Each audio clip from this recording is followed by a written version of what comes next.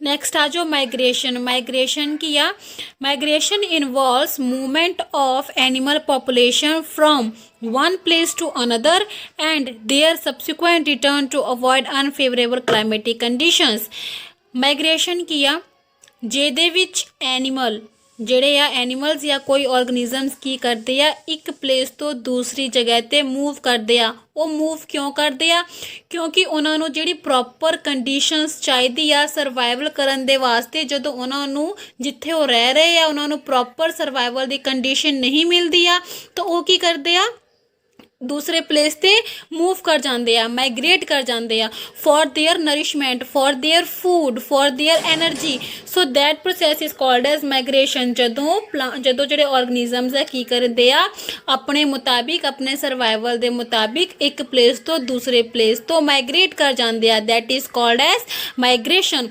हुण जी माइग्रेशन आ ये की आ अगों ये टाइप्स आ, 4 टाइप्स है किहड़े ड्यूरनल, मैटामॉर्फिक, पीरियडिक ते एनुअल। हुण ड्यूरनल दे विच आ जाओ, ये की आ ड्यूरनल मतलब कि कुछ ऑर्गेनिजम्स जिहड़े आ इदां दे हैगे आ जिहड़े 24 ड्यूरनल मतलब पूरे दिन दे विच 24 घंटे हुंदे आ। तां उन्हां 24 घंटे दे अंदर की आ वो अपनी एक्टिविटी जिहड़ी आ डिफरेंट परफॉर्म करदे आ। हाउ जिवें कुछ ऑर्गेनिजम्स जिहड़े आ वो दिन वेले ज़्यादा एक्टिव रहिंदे आ, कुछ ऑर्गेनिजम्स की हुंदे आ रात नूं ज़्यादा एक्टिव हुंदे आ। ठीक है, इहदा मतलब की आ गया उन्हां दे चेंजिस आ गए। ड्यूरनल मतलब कि अपने अकॉर्डिंग स्पीशीज़ जिहड़े आ की करदे आ अपनी एक्टिविटी परफॉर्म करदे आ, कई दिन नूं ज़्यादा एक्टिव होंगे कई रात नूं। हुण जिवें इन्हां ने देखो लिखी हुई आ कि कुछ जिहड़े प्लैंकटन्स आ वो की करते हैं एक्वेटिक बॉडीज़ वाल मूव करते हैं night and descent of the depth. मतलब कि नाइट वाल जेड़े आ प्लैंकटन्स की आ एक्वेटिक बॉडी मतलब वाटर वाल ज़्यादा water they which night they विच वो ज़्यादा मूव करते हैं एज़ कंपेयर टू डे। मतलब डे दे विच उन्नी ज़्यादा वो वाटर दे विच नहीं मतलब रह पाते हैं जिन्ना वो रात दे विच रहन। हुण सेम इन्होंने नैक्सट लाइन दे विच भी लिखी आ कि जेह्ड़े रैट्स माइस या स्नेल्स हो गए ये की करते हैं दिन नूं उन्नी ज़्यादा अपनी एक्टिविटी नहीं दिखाते जिन्ने एक्टिव ये रात नूं हुंदे। जिहड़े चूहे वगैरह हुंदे ये रात नूं ज़्यादा एक्टिव हुंदे, ज़्यादा अपना काम करते हैं जो भी उन्होंने कुतरना है जो भी कुछ करना हुंदा। ठीक है जी। सो कुछ ऑर्गेनिजम्स जिहड़े आ जिवें प्लैंकटन्स आ वो रात नूं ज़्यादा एक्वेटिक बॉडीज़ वाल जांदे आ, वाटर वाल जांदे as compare to day. So different organisms different अपने सस्टेनेबल फीचर्स के अकॉर्डिंग जिहड़ा आ वो अपनी एक्टिविटी परफॉर्म करदे। ड्यूरिंग मतलब पूरे दिन दे विच अपनी मर्जी दे नाल अपनी एक्टिविटी परफॉर्म करनगे। ठीक है जी। होना जो मैटामॉर्फिक माइग्रेशन मतलब वो आ गई कि वह मूवमेंट जिहदे विच वन हैबिटेट टू जिहदे विच वह मूवमेंट हुंदी है जदों एक हैबिटेट तो दूसरे हैबिटेट वल एनिमल्स जांदे आ बट विद रिगार्डिंग एज। मतलब कि एज दे हिसाब नाल एनिमल्स एक जगह तो दूसरे जगह तक मूव करते हैं। हुण एज दे हिसाब नाल किते इन्हां ने 4 एग्जाम्पल दिते आ। एक एग्जाम्पल नाल मैं समझा दिन्नी आ।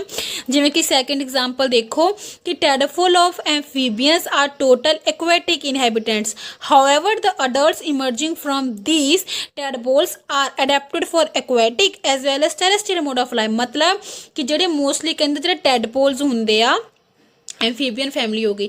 सो कहते जिहड़े टैडपोल मोस्टली होंगे ये की होंगे एक्वेटिक होंगे आ, लेकिन जदों ये टैडपोल अपनी अडल्ट एज दे विच आ जाते हैं, थोड़े मैच्योर हो जाते, थोड़े ज़्यादा एज दे हो जाते हैं तो ये की करते हैं aquatic as well as terrestrial मतलब पानी दे विच भी रह सकते हैं ते टेरेस्ट्रियल धरती ते भी रह सकते हैं। ठीक है। सो इसदा मतलब की होया कि टैडपोल ने एज दे अकॉर्डिंग अपने हैबिटेट नूं चेंज कर लिया। सो यही आ मैटामॉर्फिक दा मतलब कि जदों एज दे अकॉर्डिंग लिविंग ऑर्गेनिजम्स की करते हैं अपने हैबिटेट नूं चेंज कर लैंदे आ, that is called as metamorphic migration.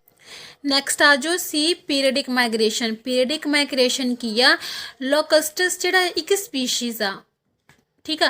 हुण पीरियडिक माइग्रेशन की आ कहंदे कि ये मोस्टली इस स्पीशीज़ लोकस्टस स्पीशीज़ दे विच हुंदा। उहने हुंदा की आ कहंदे ये माइग्रेशन उदों करदे आ स्पीशीज़ जदों जिहड़ी उन्हां दी पॉपुलेशन आ ਉਹ ਉਹਨਾਂ ਦੇ ਫੀਡਿੰਗ ਕਪੈਸਿਟੀ ਤੋਂ ਇਨਕਰੀਜ਼ ਹੋ ਜਾਂਦੀ। ਮਤਲਬ ਕਿ ਜਿਹੜੇ ਲੋਕਸਟਰ ਸਪੀਸ਼ੀਜ਼ ਆ ਇਹ ਜਿਸ ਪਲੇਸ 'ਤੇ ਰਹਿ ਰਹੇ ਆ ਉੱਥੇ ਇਹਨਾਂ ਦੀ ਫੀਡਿੰਗ ਕਪੈਸਿਟੀ ਜਿੰਨੀ ਹੁੰਦੀ ਆ ਉਸ ਤੋਂ ਜ਼ਿਆਦਾ ਇਹਨਾਂ ਦੀ ਪੋਪੂਲੇਸ਼ਨ ਹੋ ਜਾਂਦੀ ਆ।